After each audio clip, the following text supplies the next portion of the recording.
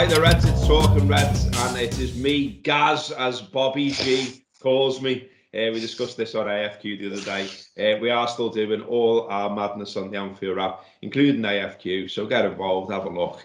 It's still all there. If you want a distraction, we're hoping that you do.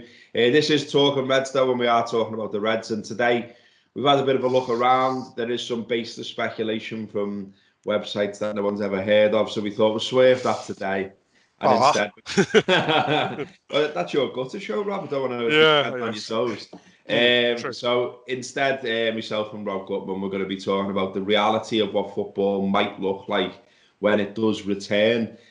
Rob has spotted, and I like it, that fixtures are likely to still be played in the same order. That was reported the other day, but didn't get too much traction. But that does, of course, then mean that the next fixture for Liverpool is away, if we're doing that. But this is what we can talk about, isn't it? It should be away at Goodison Park, but it may be, of course, on a neutral ground, behind closed doors. How does that work? Rob, you've been talking about it with your lads on your long walks. How are you seeing it? You know, how does the return of football look to you? I think the idea, the suggestion, and it is only a suggestion, I think, at this stage, that they would keep it in the order it was when it stopped. So Goodison next, Palace after that, City after that. That instinctively appeals to me. It seems, I mean, just aesthetically it appeals because it's the continuation of the season, but also the fixtures were sort of kind to us in the sense that I think a couple of the harder ones like Arsenal and Chelsea were at the arse end of the season, weren't they, originally?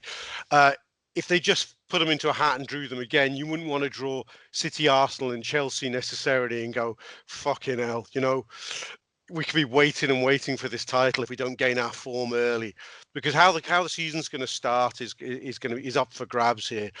This would be some of the longest time these lads have gone without kicking a football to another human being. Well, you know what? To another group of human beings. If we get to, what are they saying, like early June? How long will they be out of action? April? 3 months. That doesn't happen in any summer, does it? No. Not even really a kickabout in the park on offer for them. So although they'll get this 3-week pre-season, they're unlikely to play any warm-up games apart from against our under-18s or whatever, or against themselves. So I think the early games could throw up some really mad results, you know, like sometimes the first day of the season can. And that'll be interesting. Because as far as I'm saying, the nearer it gets to actually happening, I'm in a blind panic to get it done in case they null and void it at some other date. Do you know what I mean? Yeah. I think this is like win this league now before the bomb drops. It's like them, you know, there's always a graphic that's shared every year. I think it's from like the 80s or maybe even the 70s. And obviously then, you know, we talk about punishing schedules now, but then it was ridiculous. I think there was a game played maybe Christmas Eve and then another one Boxing Day or something like that. And because there was literally no rest at all, and they were not at the same levels of fitness anyway, it used to throw up some like really mad results. And there's a weekend of fixtures from whenever it was, where the results are bananas. They're all like, you know, 7-6 and all this kind of stuff. And we could maybe see a bit of that as well, couldn't we? Because, you know, they're not going to be as I mean, there's loads of ways that the manager can still drill them, and obviously we know that they're doing, you know, sessions over Zoom, and they'll still be able to study opponents and all that. But you do kind of think it'll all be a little bit off kilter. Plus, as well, we've got the weird dynamic of it's not going to be in a ground full of supporters, and you've got that thing about, you know, all the stuff we talked about so many times over the years about home advantage, about how, you know, it's been psychologically proven that it lifts your levels of adrenaline when you're the home side because you're almost defending your territory and things like that. All that aspect's taken away as well. Yeah, I mean, it's a lot to drill down into, actually, the nearer you will get to it. Opening day fixtures are weird. I mean, I remember us winning 6-0 at Palace on the opening day in the 90s, and I remember a few years ago Arsenal winning, I think they won 6-0 at Goodison, which was mad. And even the year Everton first won in the very modern age in 85, when they won the league, they started their campaign at home to Tottenham and lost 4-1. It was stuck in my mind that, because I thought, fucking get in, and then they went and won the league.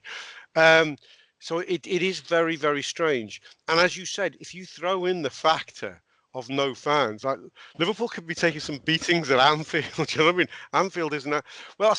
They haven't decided whether we'll actually play in our grounds or not yet, have they? Is No. that still up for grabs? That There's is a bit mad. There's a report today about, they're obviously discussing the potential logistics all the time, and things like Wembley's being mentioned, St George's Park's being mentioned.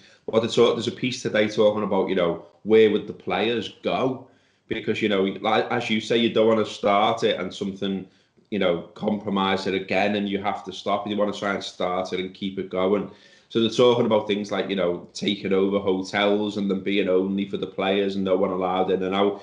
They're talking about, and in Liverpool's respect, they're talking about Liverpool's players living at Melwood for a period of time, just again so they can control, who they meet, who they see, and keeping them fit, healthy, and away from any potential virus outbreak. But all of it's mad. Let's be honest, all of it's mad. I mean, playing in front of playing Premier League football with no crowd.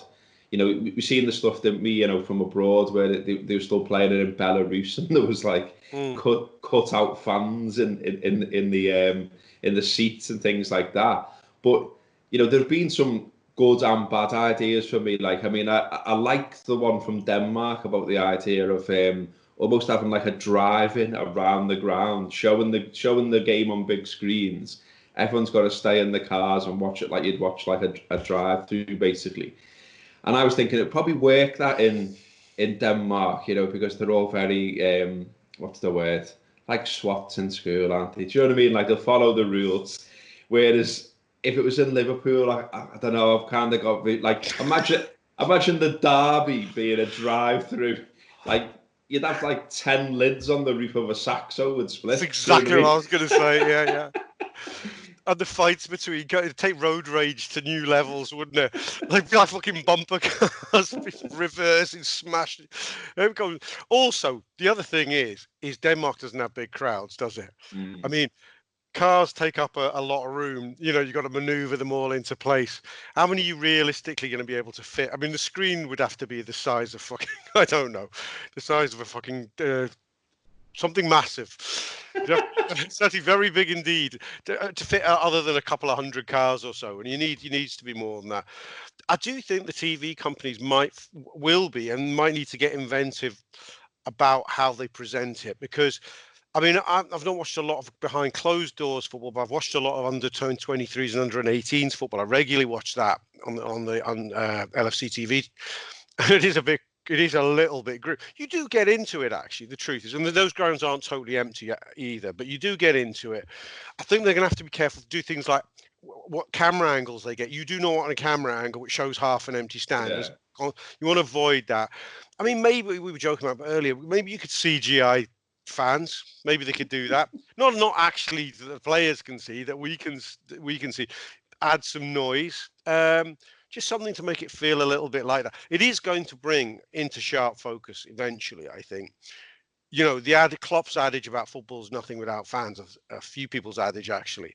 I think at the end of it, the fan community worldwide should sit back, scratch their heads and go, this isn't just a platitude that the game's nothing without fans. It's literally fucking true. Yeah.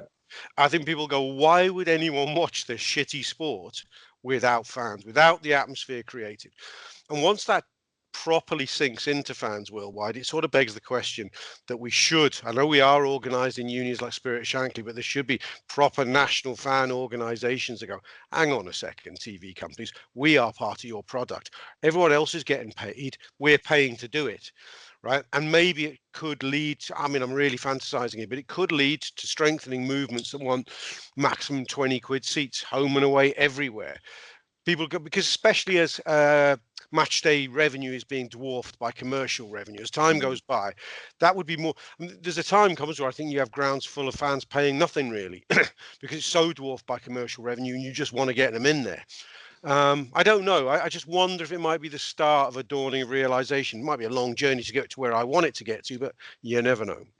I think there's something in that, Rob, in that, like, it feels like, you look at the way the furloughing decisions were reversed at Liverpool and Spurs. You look at the way, like, Liverpool now have come out and said about it sensibly and rightfully, but, nevertheless, they've done it about the season ticket, saying, they're obviously not going to take for next season's ticket like they normally would Yeah. around this time of year. They're talking about giving the money back for games that are played behind closed doors because obviously you won't actually be there. These are things that you could imagine fans would have been talking about, and the club have sort of preempted it. So, they are obviously thinking about the fan side. The other thing on it, though, and from a very practical side, and for something for the people running the country to consider, and seeing Nicola Sturgeon talking about if football and if sport in general came back, obviously one of the concerns is not just how it works, what we're talking about, what it would be like in grounds, around grounds, how all those practicalities would work. She was talking about, and I think rightfully so, to be fair, obviously the concern as well is sport makes people come together because we've all got our routines, we've all got our friends, we've all got our family that we want to watch these games with because we're used to watching it with them. We want that discussion, we want to see their faces, we want to shake their hands, we want to hug them, kiss them, whatever everyone does.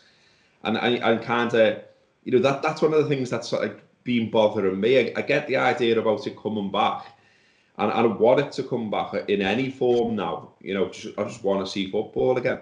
But equally, I think, imagine just sitting on my own in a living room watching Liverpool and having a few people off to the left on my laptop and I'm going to the screen, go get in.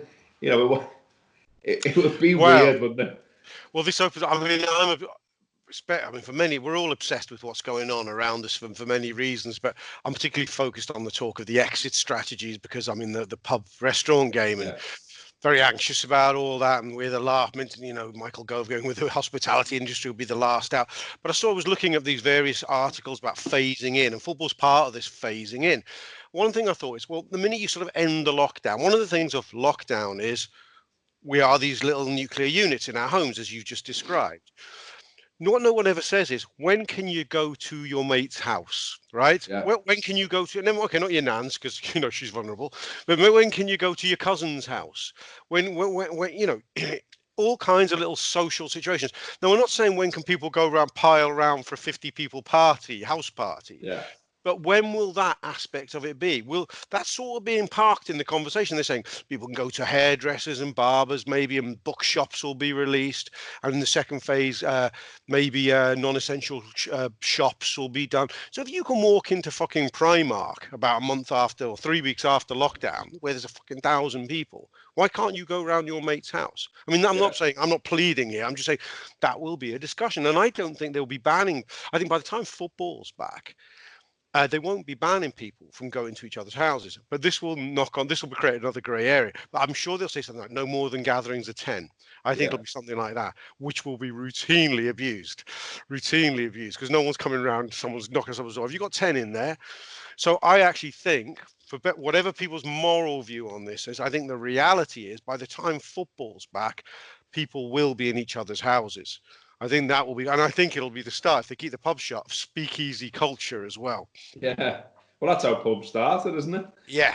I think that someone will go, tell you what, come round mine, I'll get the ale in and sort the takeaways out. It's a tenner in each. And before you know it, it's a speakeasy. There you go. It's a whole another sociological, behavioural episode, this, but you know what I mean? There was something else I spotted as well, and you touched on it there about sort of, how would the players find the fitness and, play against the resis or play against the under-18s or play amongst themselves, whatever. But ultimately, they want like a challenge where it's not someone they know and it's different and it's unknown and that kind of thing. And I did see something yesterday that I thought there's something in that, and it was the manager of Chester. Obviously, Chester are non-league these days. They have been in the league a few times. Once routinely a league club, and he was talking about maybe this when football does come back, we all know that lower down the ladder they really are struggling, and some of the conversations now are getting quite terse down lower down the ladder between various different parties. He was saying maybe clubs, and it would be nice, and he didn't mention Liverpool by name, but I mean, come on, Chester's only down the road.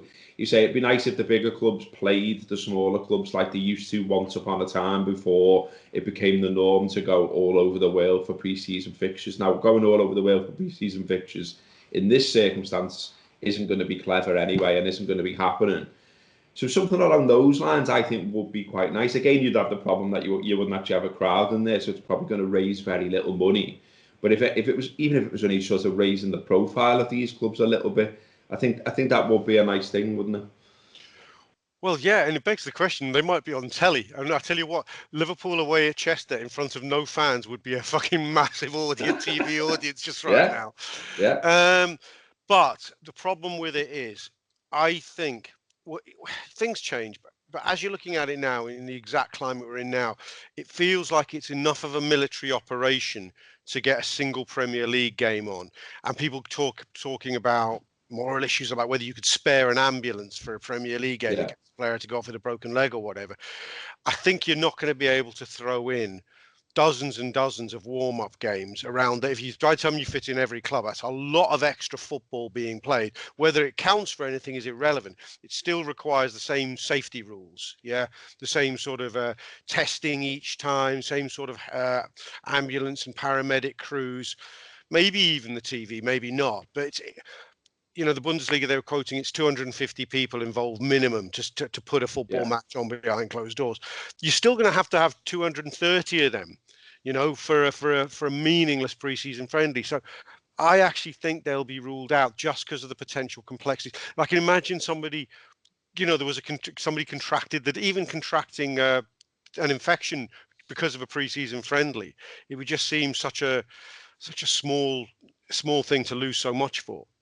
yeah. I mean, obviously, we shall see. There are still no plans set in stone. The conversation will keep on going, and we'll keep talking about it as well. But the reality is probably along the lines of what we're talking about: a ground, not Liverpool's, a crowd, no crowd, just TV people and medical staff and whatever's, and us watching from home. But a derby with us all watching from home, that would be mad, wouldn't it? I mean, how would we get our fix of giving ourselves some friendly abuse across the divide? I don't know. Hello, blue and white shite at the telly. I've watched the odd derby on the telly, I suppose, down the years. Do you know what I just think? I mean, interesting how your mindset changes as you get more desperate. We are Yeah, the definition of fucking desperate at the moment to watch football and to win this league. I cannot imagine anything more exciting than Liverpool Everton in front of no fans with no atmosphere whatsoever on my TV right now. Do you know what I mean? I yeah, can't imagine anything, and it's not. And I think for us specifically, because we want this league now, the joke's fucking over that we could still be robbed of it. I don't even want to countenance that, but I do want us to cross that line. I want the result now. I'm almost at the point where I take us being given it, but I'm not quite there. yeah. But I do want to win 2 football matches more than anything else in the world. Yeah, I'm with you on that. I wrote a piece only a few weeks ago saying I'd rather, then I was saying I'd rather hang on with the hope of trying to get crowds back. But I mean, you're talking already, you're seeing already that, people pretty high up in football are saying we're talking crowds at football games being next year now. And that being the case, well, jib that then. Let's get some football out there. Let's get some entertainment out there. Because the knock-on effects are they're not the biggest when they're put into context, of course, before someone puts that in the comment box below. But it does knock onto everything. It obviously knocks onto what we're doing. So that's my work life, if you like. But even things like that, I get perverse little pleasures from. So what I mean by that is I love, or did love, throwing on Sky Sports News and letting it loop right round until it starts again. Because I felt like I knew what was going on then. But I'm putting it on now, and they're doing what we're doing. They're doing little things over Skype, talking to football players or football pundits, and there's not much more because there's not much more going on. And so that's another bit of your routine, a bit of your day, something that you're used to that's being taken away. So the gate, we haven't actually got the games, we haven't got the transfer gossip really, we haven't got the news really, and we've got this diet of sort of retro games and looking back on things that happened on the day. And there's obviously a place for all that, and the Anfield app's doing that as well. But it's not the same, is it? It's not your fix. It's not what you're truly missing. No, I think when we get to the point, however long it is that they can give us a date, I think that'll be a magic. I'm always trying to find things to look forward to. That's the thing that football going shows you. The biggest thing you lose is something to look forward to. Yeah, I think as a football fan, I feel sorry for people who aren't football fans because I don't think anything else, well, certainly outside the sports arena, replicates. I got mates who are not into football, they're into going to gigs. I'm thinking, you're not as excited as I am. You'll have a lovely gig, but it will not feel like beating Barcelona 4-0. Nothing, no gig will ever do that to you. So football, once you have that buzz out of football and you're addicted, I mean, it's a bigger conversation, Jesus. It defines your week. And you go, I'm looking forward to Tuesday night's game, and then Sunday I'll be going there, or even just watching on the telly. So it takes all that away from you.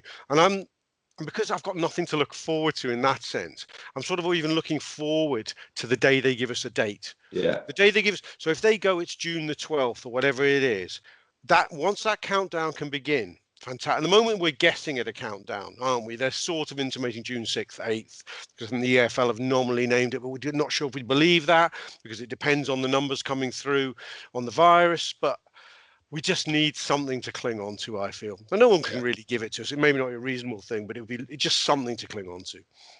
Well, away from all that, I just wanted to get you on this, Rob, because it was mentioned a little bit on the Anfield App's free show yesterday, which is out there both as a podcast and a video. Loads of stuff on the app as well, which I should always mention. If you never give the app a go before, maybe now's the time when you've got a little bit of time on your hands. It is available, on Android and on Apple. So download it. You can download it for free. You can get stuck into the free stuff on there. You can also watch some of the premium stuff for nothing. So give that a go. But one of the things on there, we had James Pearce on talking to Neil.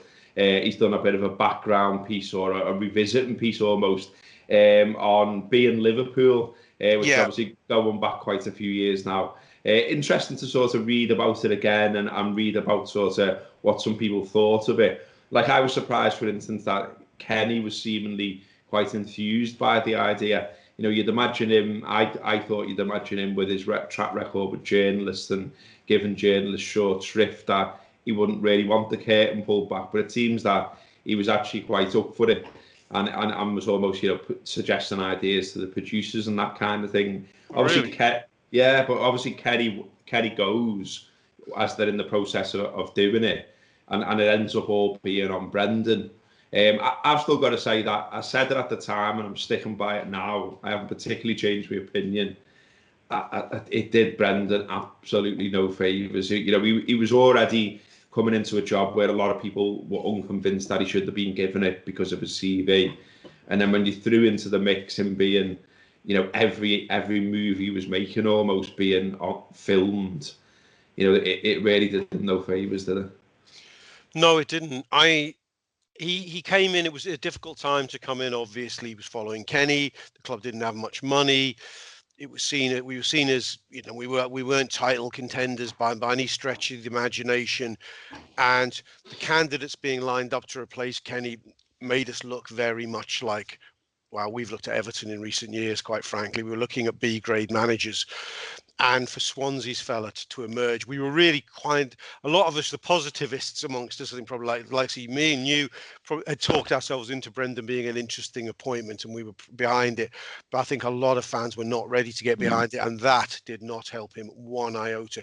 As a final, Brendan really worked on brand Brendan. I mean, I remember reading up everything about him avidly that summer, and he'd obviously done these pieces about how much he admired Barcelona and how he'd really dissected tiki-taka or what a tiki-taki, I can't remember what we fucking called it. Which is so if you wanted to buy into Brendan as this sort of British Bielsa kind of figure, you could. But at the same time, once you saw his sort of management speak in being Liverpool, you could buy into him as this David Brent-esque fraud. And I think that's what sort of brought in the David Brent characters. And some people never got that out of their heads. I was arguing right the way through his era, right to the brink of winning a title under Brendan with some lads who go, I'm not having him. Just weren't having him, which I think was harsh. I mean, he was very nearly a Liverpool legend and then some, if he would just crossed the line that year. But no, that was awful for him. Yeah, everything was seen through the prism of three envelopes, wasn't it, and all that kind of stuff, and it really didn't help him. But yeah, I mean that's one of the pieces on the Athletic right now, where Piercy and the rest of them carrying on through as well. So check that out. You can sign up sort of via the Anfield app as well. So check that out also. And yeah, we're going to keep on going, aren't we, Rob? So we're still doing stuff. We're still doing live stuff as well. the hot mics, if you haven't got onto that yet. The idea being we watch a game, hopefully one that's being shown on telly. A few of them are being shown, older games, and we sort of provide like our own alternative commentary. So check out those as well. A few other things going live as well, the AFQs, which you mentioned at the start, and things like that. And Rob, I believe you're being lined up for one soon as well, because we had a bit of chat about that on AFQ at the weekend. What am I being lined up for? Maybe a hot mic. You I forgot about that. You were pitching yourself for it, weren't you? It was just more to have a go at Neil. I don't really want to do it. Love it. Well, look at that. You're even getting some Anfield politics with your Talking Red today. It is National Tea Day today as well. I don't know why I'm bringing that up, other than I've had a cup of tea like I have every day. Up the tea, drinking Reds. Yes, it is Barry's in there as well, because Barry's is the best tea as far as I'm concerned. And one day they should just sponsor the Anfield app, shouldn't they? Get on to Barry, give him a shout. That has been today's Talking Reds. Nice one, Rob. Up the Reds. I like it. Nice one, that.